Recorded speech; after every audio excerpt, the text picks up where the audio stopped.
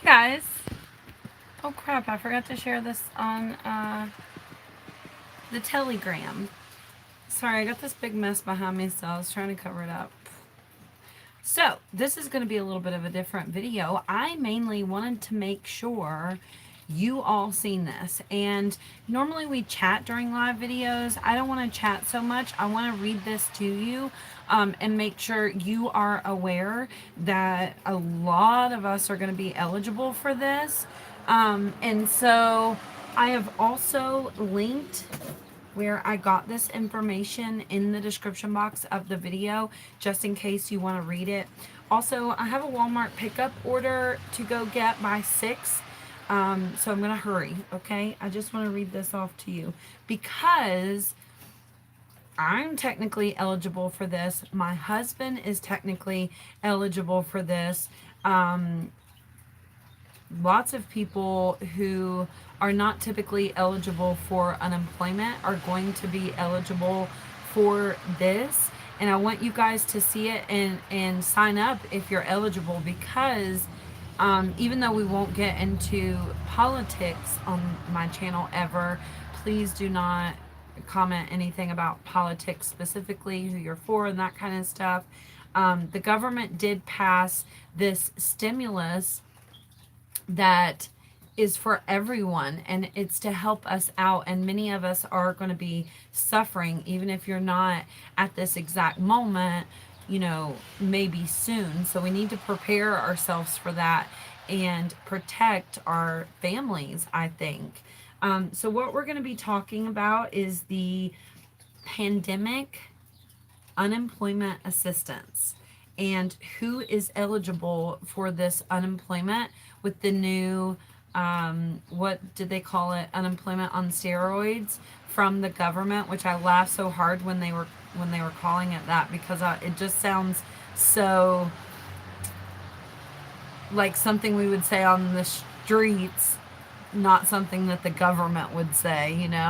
But anyway, so here I'm going to be reading to you what this says, and it says the Pandemic Unemployment Assistance (PUA) provides payment to workers not traditionally eligible for unemployment benefits, self-employed, independent contractors, workers with limited work history, that's important, and others who are unable to work as a direct result of the virus public health emergency.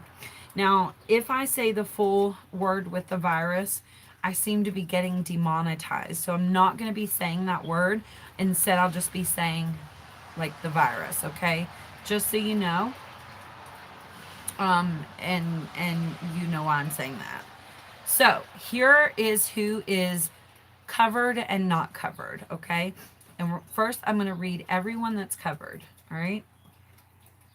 Diagnosed with the virus or with the virus symptoms and seeking diagnosis. So even if you're not diagnosed and you're seeking diagnosis, a friend of mine believes that she has the virus, but she's having a really hard time getting a test. Even though she was told she was going to be able to take a test, she's having a really hard time. So I think that's going to be the problem for a lot of us, maybe even later on, even if it's not happening right now. So keep that in mind. The next one is member of a household that has been diagnosed with the virus. So even if you yourself hasn't been diagnosed with it, if another member of your household was diagnosed. The third one, providing care for family or household member diagnosed with the virus. Primary, okay, this one's important, and this is what's going to make the majority of us eligible. Primary caregiver for a child unable to attend school or other facilities due to the virus. So even if nobody in your household has it and your kids cannot go to school and you are the primary caregiver for them, you're eligible. And that's amazing, I think, right? quite mind-blowing, actually, that one of the requirements is that you're a primary caregiver for a child with that can't go to school or can't attend, some other type of facility. The next one, unable to reach a place of employment due to an imposed quarantine or because advised by medical provider to self quarantine due to the virus. Scheduled to commence new employment and cannot reach workplace as directed as a result of the virus. Became major breadwinner because head of household died from the virus. All that sad. Quit job as a direct result of the virus. So even if you quit your job as a direct result of the virus, and it does not go into specifics there, it just says you quit your job because of the virus. So I guess maybe if you were even scared that you were going to get that virus from your job, I don't know. It doesn't really go into detail. Ready? Place of employment closed as a direct result of the virus. Self-employed, independent contractors, 1099 filers, that's me, farmers, and affected by the virus.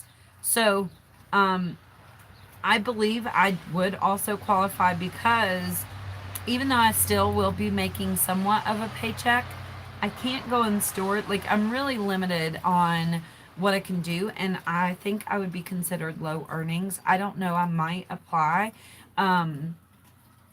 but that's kind of interesting.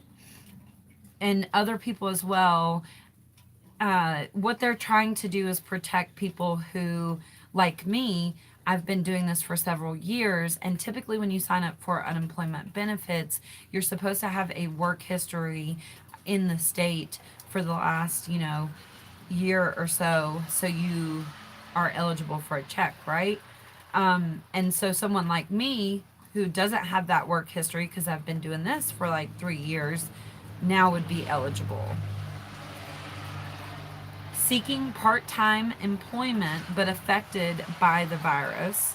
So I think what that one is trying to say is, obviously it's going to be hard for a lot of people to look for jobs right now because you can't really go out and apply for jobs, and even though you can do most of that on the internet, a lot of places are closed, so it really limits your ability to look for a job, and things like that. So the next one is with insufficient work history and affected by the virus. That's what we were talking about, like if you haven't worked and paid into it, then there's nothing for you to get, I guess, but now there will be. Otherwise not qualified for regular or extended unemployment insurance benefits and affected by the virus. Now, here are the two that it says are not going to be eligible for this. By the way, can y'all give the video a thumbs up? The two that are not eligible for the extended unemployment benefits is going to be individuals that can telework with pay. So if you can work from home and talk on the telephone or do your work from a computer, you're not eligible because you're not going to lose any pay or wages. And then individuals receiving paid sick leave or other paid leave benefits, regardless of meeting a category listed above. So if you're getting paid sick leave, but I don't think that's the case for a lot of people. And I've seen that a lot of companies are requiring, like the Dollar General situation, like our friend there that works at Dollar General. If you're having a hard time taking the test to prove that that's why you're not at work, then a lot of companies are not willing to pay you sick leave. So you have to prove that you have it in order to get the paid off. But if you can't get a test, you can't prove that you've been laid off. And here's the thing, right? According to what I've watched of, and I know you guys have probably heard this too, people on this, special unemployment, pandemic unemployment assistance are supposed to be receiving an additional $600 per week for 4 weeks. And a lot of people, I mean, that's way more than you would make if you worked at, like, say, McDonald's or Walmart or Dollar General or things like that. So it's crazy to me that people are going to make more on unemployment than they would if they was going to their regular job. I mean, that's great, I guess, because you might even have more expenses now that you are maybe trying to get your groceries delivered and things like that. How do you apply? So it's my understanding that in order to apply, what you need to do is go to your state unemployment website and apply. So, for example, I live in West Virginia. So I Googled, because I signed Jason up, I Googled West Virginia unemployment, and it come right up. Just make sure that you're on your actual state unemployment website, because there are sites that are like unemployment information and this and that. You want to make sure you're on the actual state website and sign up there. Now, I will tell you, because they've made these so broad, there are so many people signing up right now. And like some states I've heard, like Kentucky, South Carolina are a few that I can think of. Even West Virginia says it on their unemployment website that they do have a really high volume right now of people trying to sign up for unemployment benefits because of the pandemic unemployment assistance. But keep trying. Try to get on the website if you're just, because what it's saying in most instances is like, this page does not exist. So for example, if you go to Google and you search West Virginia unemployment, and you find it, the correct one, and you click on it and it says this page does not exist, likely it's because of there's so many people trying to get on and it's just crashing the website. So what I personally recommend that you do, because I have tried in other states just to see if the website was working and stuff, is try like at 3 a.m. to get on. And I know that's inconvenient. Maybe you need to even like set an alarm to wake up at that time so you can try. But I would definitely recommend trying at those like early morning hours when a lot of people aren't typically going to be on, so you can get the chance to fill it out. Also, at least when I filled out Jason's, it said, helped him fill it out. It said if you do not receive a confirmation at the end, then your application didn't go through. So it's of course going to be different in different states, but at the end of applying for unemployment, surely you should get a confirmation. And for the state of West Virginia, you can print that out.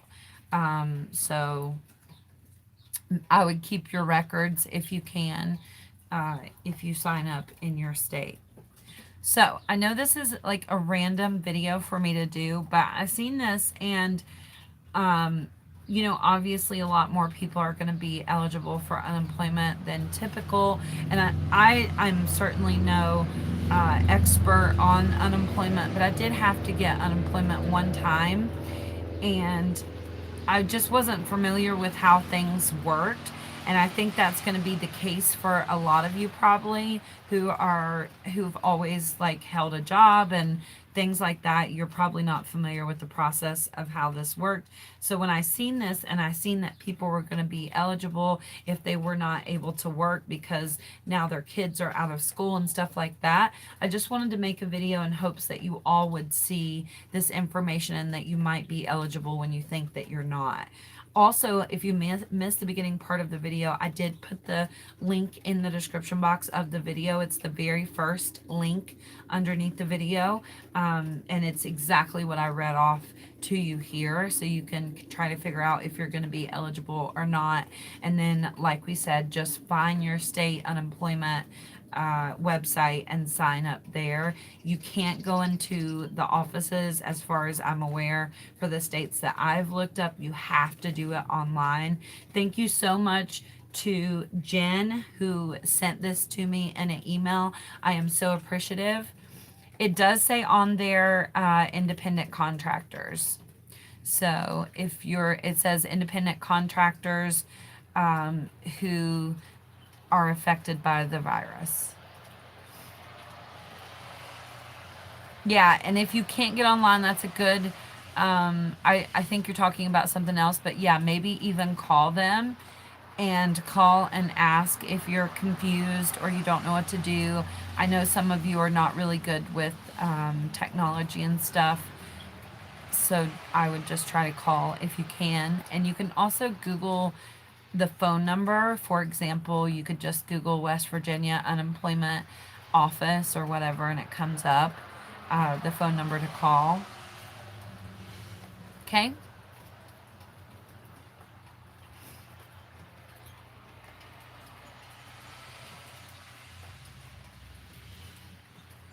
Somebody is saying you're not eligible unless you paid unemployment insurance, but they passed a specific stimulus bill, and it specifically says if you have insufficient work history, you are eligible if you were affected by the virus. So yes, you would be eligible. California is a state in America, so you would be potentially eligible if you were not eligible before. Okay, so be careful of that. Also, you guys, sometimes people are trying to help, and they truly are trying to help and not spread misinformation, but they may not know, since it is a new stimulus.